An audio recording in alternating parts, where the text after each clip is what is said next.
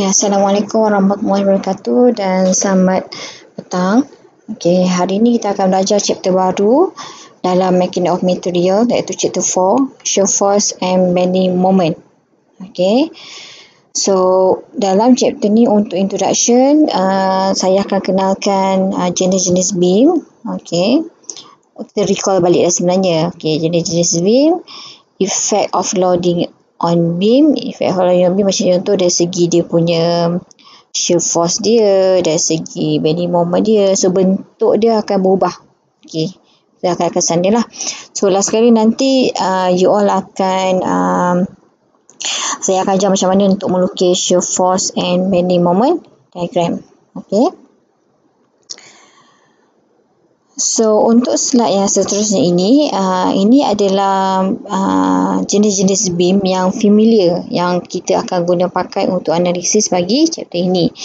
Iaitu you ada overhanging beam. Okey, overhanging beam. Iaitu di mana you ada dua support, you ada roller dan you ada pin. Yang dikatakan overhanging beam tu adalah this part. Okey. Okey, dia terjulur tapi dia mempunyai support pada sepanjang beam tersebut lah. So, untuk simply supported beam adalah yang you buat dalam makmal untuk jadi deflection dia. Okey, di mana dia letak pemberat kat tengah kan. So, you ada roller, you ada pin. Okey, dan yang ketiganya adalah cantilever beam ataupun rasuk terjulur. Di mana cantilever beam support dia adalah fixed support. Okey. So, dah tahu dah jenis-jenis beam. Okey, ni biasa familiar lah yang akan guna, yang kita akan gunakan dalam chapter ni. Okey, kemudian kita recall balik jenis-jenis support pada setiap beam tu, pada support tersebut. Reaction yang perlu ada pada support. Okey, kita tengok pertama, kabel. So, kabel ni, let's say ni lah. Okey, biasa kabel dia bersifat tegang. So, bila bersifat tegang, dia akan dia punya direction dia akan jadi macam ni lah. Okey. Kita boleh assume benda tu berada dalam keadaan macam mana kan. So, kalau untuk yang ini adalah apa? Ni adalah pin kan. So, pin dia ada daya Fy dan juga Fx. Kalau untuk roller. Roller ni you kena tengok kedudukan roller tu macam mana. Okay. Let's say kalau ni adalah you punya permukaan kan. Permukaan you. Okay. So, you punya rollernya macam ni. Macam ni. So, daya dia mestilah perpendicular kepada surface lah. So, akan jadi macam ni. Macam ni ha. Lukis tu kena betul. So, bila dia condong macam ni, you kena buatlah nanti lerai daya dia. Sebab kita nak leraikan dia pasir ingat pasir kan. So, dia akan jadi macam ni. Akan jadi macam ni. So, kalau you tak lukis kedudukan asal dia, tu yang nanti you tak buat lerai daya kalau dia condong. So, yang ketiga phase support. Phase support senang lah kan. Dia akan ada tiga reaction iaitu Fy-Fx, Fy-Fx dan juga moment. Okay. So, slide yang seterusnya, you kena tahu. Ni memang engineer kena tahu. Types of beam ataupun jenis-jenis rasuk. Okay, jenis rasuk kat dalam dunia ni setakat yang saya tahu yang pernah ajar ada dua je. Kalau you jumpa ada tiga tu, auto advance lah. Okay, so kita ada dua iaitu yang pertama determinate beam. Okay, apa itu determinate beam? Okay, determinate beam tu maksudnya yang mudah untuk kita analisis. Okey, maksudnya apa? The force and moment of reaction. Okay, the force and moment of reaction at support can be determined by using the three equation equilibrium of static, iaitu apa? Summation Fx equal to 0, summation Fy equal to 0 and summation moment equal to 0. Okay. So kalau macam ni boleh kita gunakan dengan hanya menggunakan ketiga equation ni kita boleh dapat unknown. Okey, sebab kita tahu reaction support ni adalah benda yang kita perlu cari, iaitu kita namakan sebagai unknown. That's sebab kerana ada RA, RB, moment pada A, moment pada B. So kalau unknown dia tu boleh solve dengan menggunakan tiga equation. Okey, tiga equation ni. So dia dikatakan dah determinate beam, boleh tentu statik. Jadi kita boleh analisis dia lah. So kalau yang kedua, okey, dia dah indeterminate, tidak boleh tentu statik. Okey, maksudnya apa? The force and moment of reaction at supports are more than the numbers of equilibrium equation of static. Okey, of static. Contohnya kalau determinate beam, okay, let's say you ada simple support beam, you ada pin, you ada roller dan you ada pin. So kalau ikutkan, untuk pin akan ada satu reaction, untuk roller ada satu reaction, untuk pin akan ada dua reaction. So berapa total reaction dia? Ada 1, 2, 3. Okay, so 3 kan? So reaction ni R equal to 3. So equation of equilibrium kita berapa? 3 kan? So bila R equal to 3 yang ini, so maksudnya dia adalah determinate. Okay. Yang dikatakan sebagai indeterminate, let's say kalau you ada ni pin, ini roller. Saya selalulah confuse dengan roller. Ni pin, ini roller, ini pin, dan juga ini adalah pin. So kalau kita lukiskan dia punya reaction, 1 pada roller, 2 pada pin, 2 pada pin. So berapa reaction dia? 1, 2, 3, 4, 5. You punya equation berapa? 3. So R more than 3. So ini adalah indeterminate. Okay. Ini adalah indeterminate. Itulah senang orang kata macam mana nak memorize indeterminate.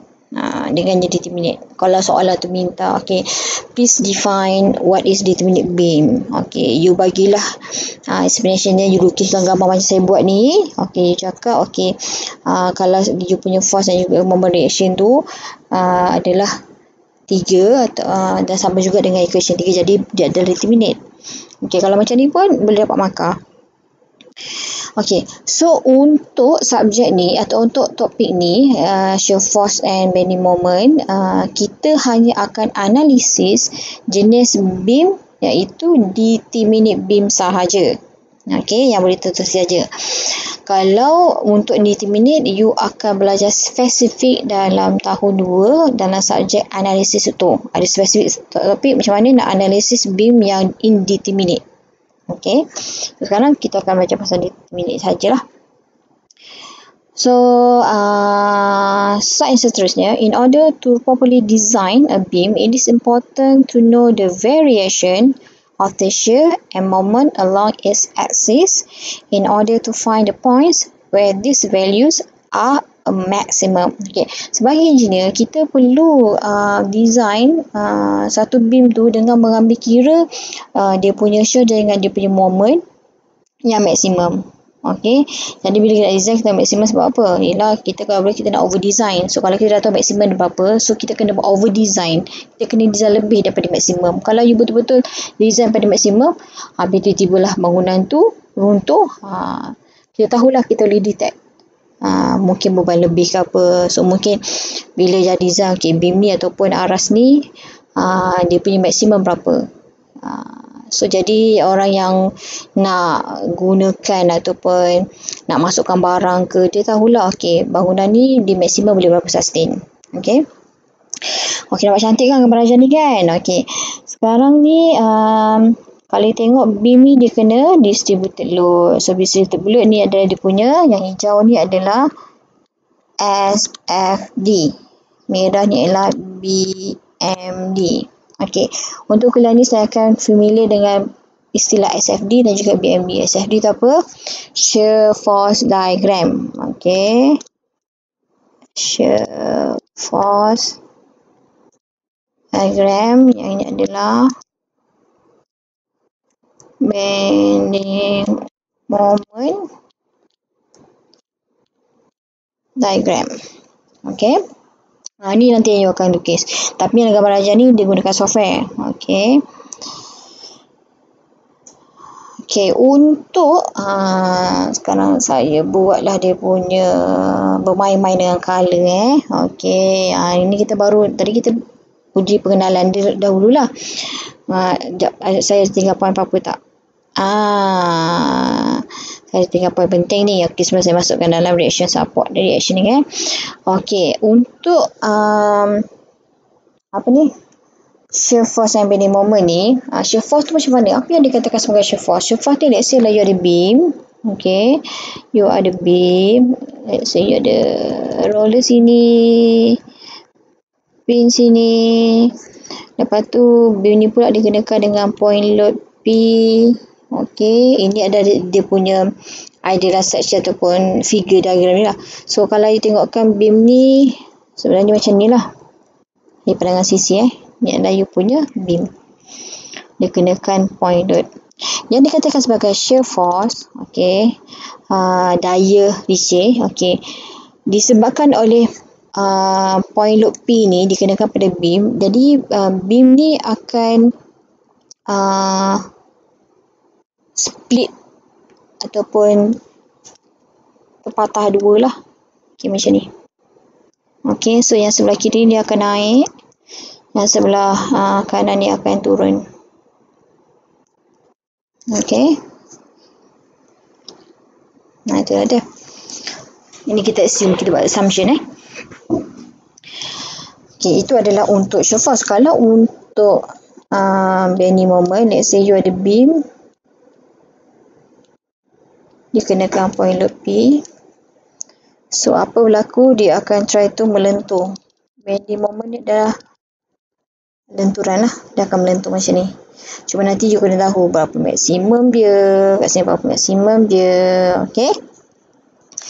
Itulah yang kita akan kaji. Okey. So, sebelum nak dapatkan figure ni, saya buatlah dia punya procedure method lah. Procedure method for SFD and BMD. Okey. So, yang pertama apa dia? Yang pertama apa dia? You lukiskan free body diagram. Apa itu free body diagram? Ni let's say kan. Asalnya lukisan tu let's say you ada pin. Roller. Ada pin kat sini, let's say ada point kat sini satu, you ada distributed load satu. So, you kena tukarkan ini kepada free body diagram ni macam ni. Jadi reaction, sini akan ada reaction, sini akan ada reaction, sini akan ada daya. So, distributed load ni, yang distributed yang ni tukarkan kepada point load. Dari sini lah. Ni sekejap. Okay. So, ini adalah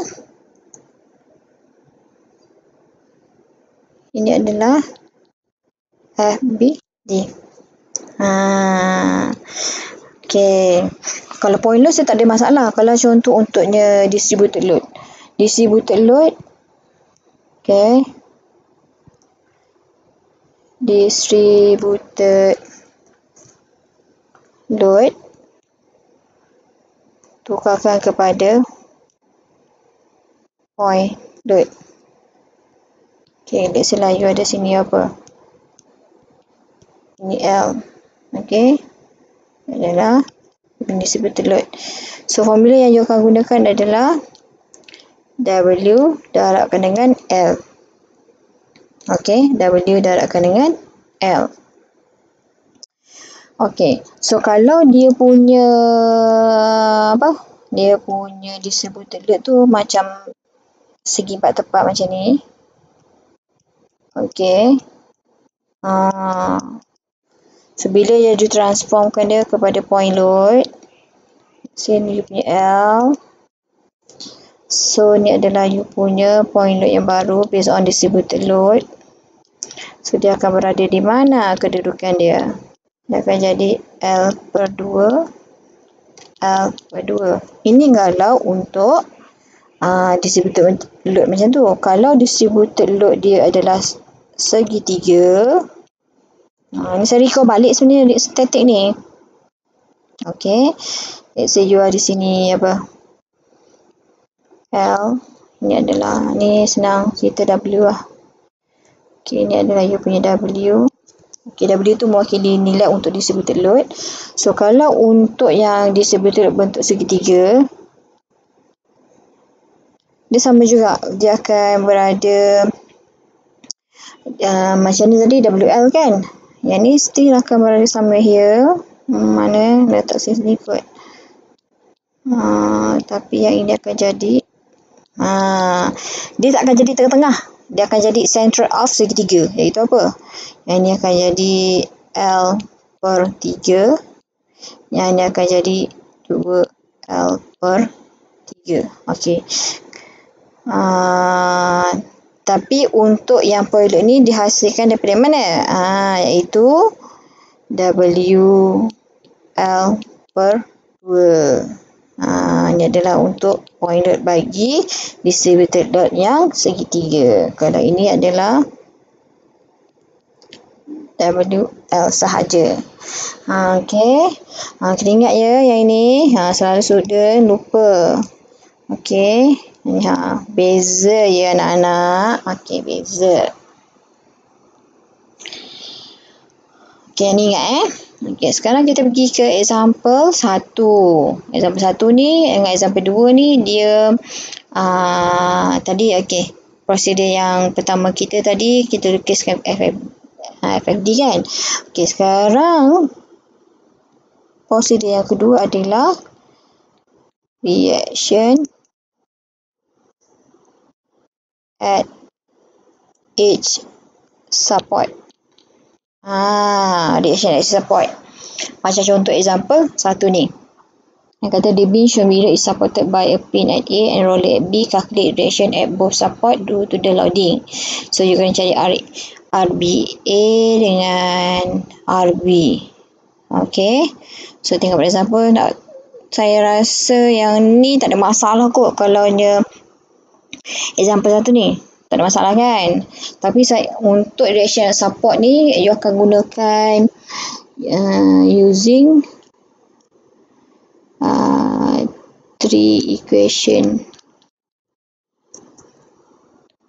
of equilibrium, iaitu summation moment equal to 0, summation Fy equal to 0 and summation Fy equal to 0. Okey, tapi biasakan untuk start dengan ni dulu. Dengan moment dahulu. Moment, lepas tu Fy, lepas tu Fx.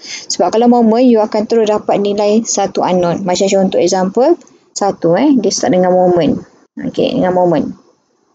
So, kalau tengok pada example 1 ni, dia start dengan moment pada B. Tak kisahlah you nak start pada point A ke point B, sama je. Okey, kalau point B, you akan dapat nilai unknown pada RA. Kalau you buat pada point A, you akan dapat nilai unknown bagi RB. Cuma kat sini saya minta you all clarify ataupun lukiskan arah moment kamu tu mana positif. Okey. Kalau untuk example 1 ni, dia punya arah moment dia beranggapan dia nak seorang baca dia punya assumption iaitu ikut jam dia adalah positif. Okey, ikut jam dia adalah positif. Okey. So, kalau kita tengok pada RA, dia point pada B kan. Okey, RA dia akan try to ikut jam. That's why dia akan jadi positif RA. Distance dia adalah 2 tambah 3 tambah 4. Iaitu 9. Untuk 20 kN, dia akan rotate ke arah B, akan menjadi, kalau tukar awal dia akan jadi negatif 20. Distance dia adalah 7. 40 pun counterclockwise juga.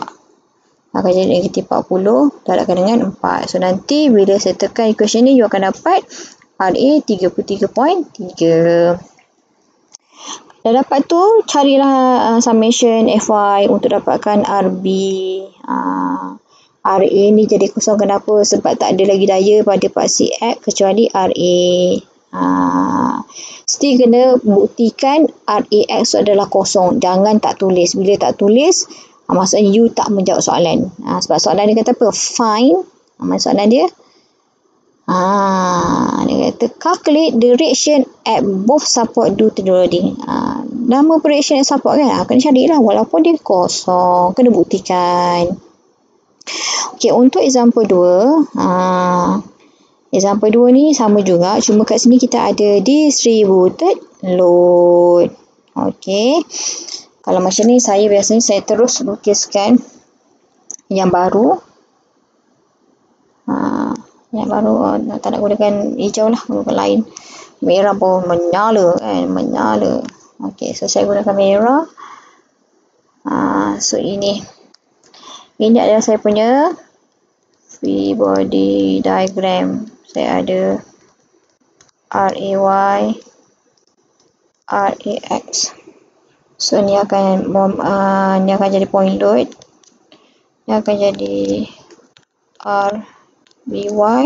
Ni akan jadi 20 kN. Okey. Ni akan jadi WL kan. Kita tukarkan kepada point dia akan gunakan rumus WL. So WL dia 15. L dia adalah 3. So ni akan jadi 45 kilonewton. Okey, so dia akan ada mana? Jarak yang barulah, iaitu 2 meter. Okey, yang ni berapa tadi?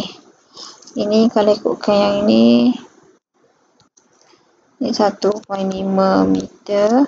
1.5 meter. Yang ni akan jadi 4 meter. Okey. So berdasarkan free body diagram yang baru ni, kita akan solvekan lah. Okey. Cuma kali tengok solution bagi yang dia bagi ni, dia pada summation moment pada A. Kalau saya dah tukar siap-siap kan. Saya dah tukar siap-siap kat saya punya figure ni. So saya takkan complicated dekat sini. Tapi nanti jawapan kamu akan sama juga. Contohlah kalau saya solvekan yang ini.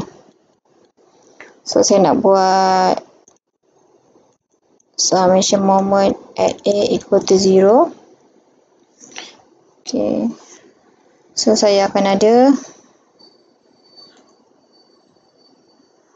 ini akan jadi ikut jam kan. So 45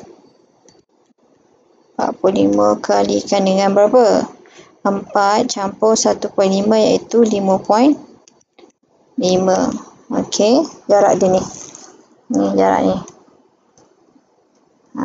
Ni jarak ni.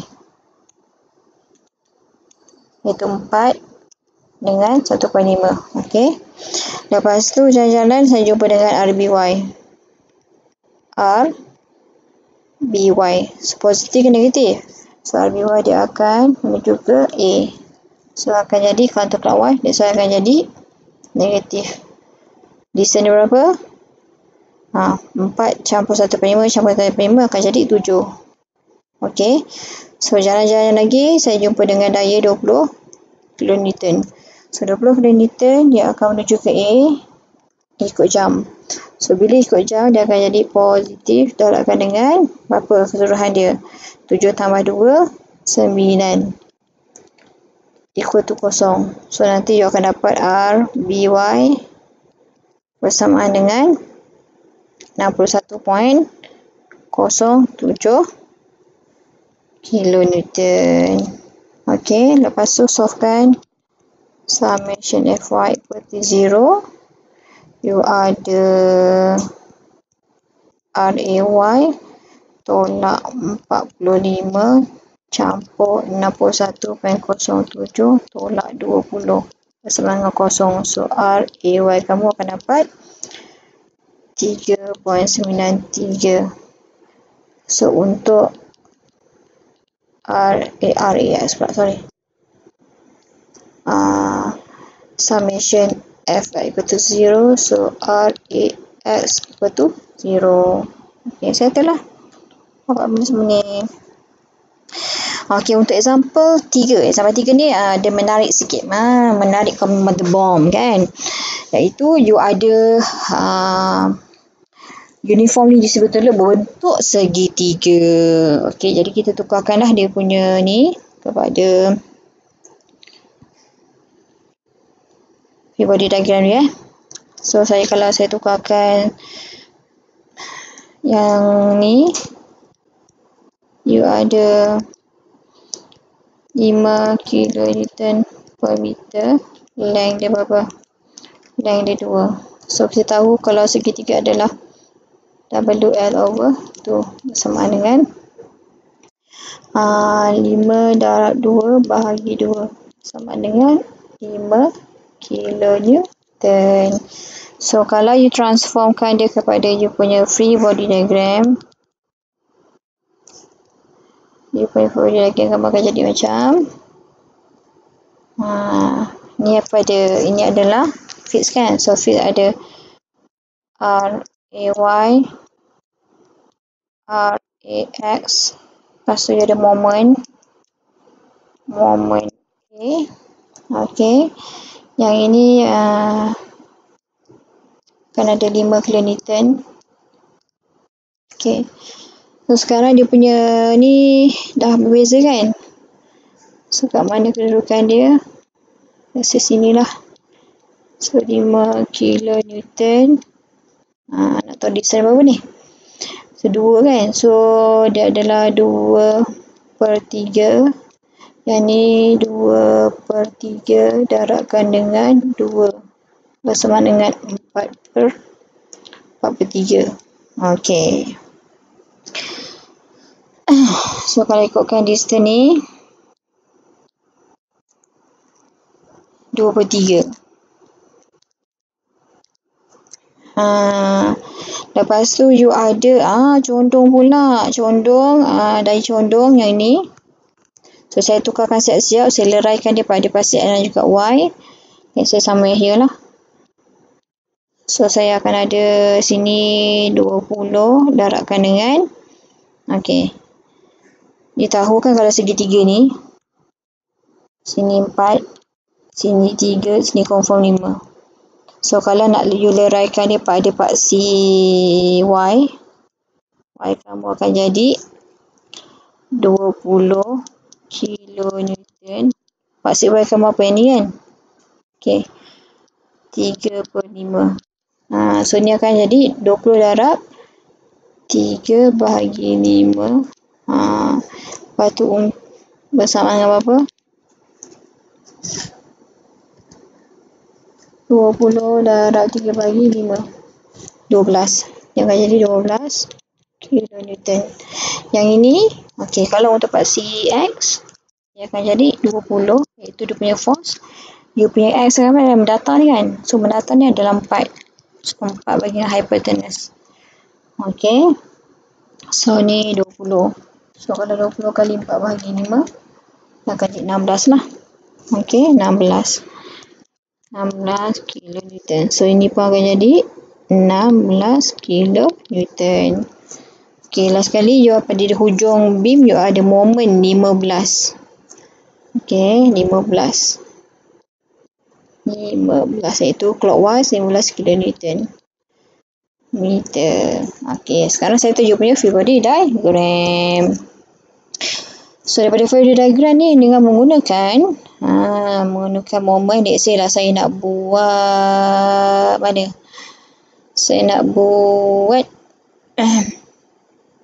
summation moment 8A. Tak apa kalau tak A pun saya nak buatkan dengan FY dulu boleh lah, sebab kenapa saya start dengan Y summation FY, sebab kat sini dia cuma ada satu support je. Bila satu support tu masa ada satu unknown je lah pada support pada paksi Y. So saya nak gunakan summation moment FY equal to 0. So you akan ada RAY tolak 5 tolak Mana? Tolak 12. 90. So, RAY bersama dengan 17. Okey. So, ini akan jadi 17. Okey, 17 kilonewton. So, sekarang ni baru saya akan gunakan RAX. Summation F equal to 0. So, RAX tolak 16. Tolak apa? Tambah 16 equal to 0. So, RAX equal to negatif 16. Ataupun 16 dengan arah yang kita tukarkan. Okey. Kita tukarkan dia. So, sekarang boleh check moment. So, moment clockwise positive summation moment. Sebab summation moment LA. Okay. So, kalau macam ni dia gunakan